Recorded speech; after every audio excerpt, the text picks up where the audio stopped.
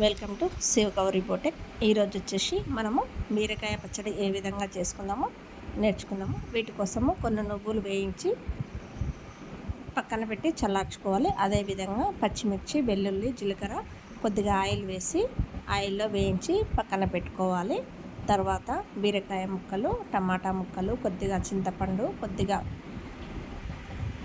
పసుపు వేసి వాటిని ఉడికించి పక్కన పెట్టి పూర్తిగా చల్లారనివ్వాలి.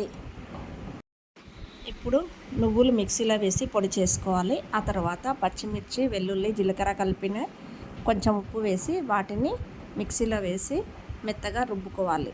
తర్వాత ఈ బీరకాయ, టమాటా ముక్కలు పూర్తిగా చల్లారిన తర్వాత వాటిని కూడా మిక్సీలో వేసి రుబ్బి పక్కన పెట్టుకోవాలి. ఇప్పుడు కడాయిలో కొంచెం ఆయిల్ వేసి జీలకర్ర, ఆవాలు, ఎండుమిరపకాయలు, కరివేపాకు, కొద్దిగా పసుపు వేసి నేను పోపు అనేది చట్నీలో పెట్టేశాను. మీకు ఇష్టం ఉంటే కొంచెం పచ్చిశనగపప్పు, మినపప్పు కూడా వేసుకోవచ్చు. ఈ బీరకాయ టమాటా పచ్చడి చాలా రుచిగా ఉంటుంది. ఇక్కడ నువ్వుల స్థానంలో పల్లీలు కూడా వేసుకొని చట్నీ అనేది తయారు చేసుకోవచ్చు. ఈ చట్నీ అన్నంలోకి, చపాతీలోకి, దోశ మీదకి కూడా చాలా రుచిగా ఉంటుంది.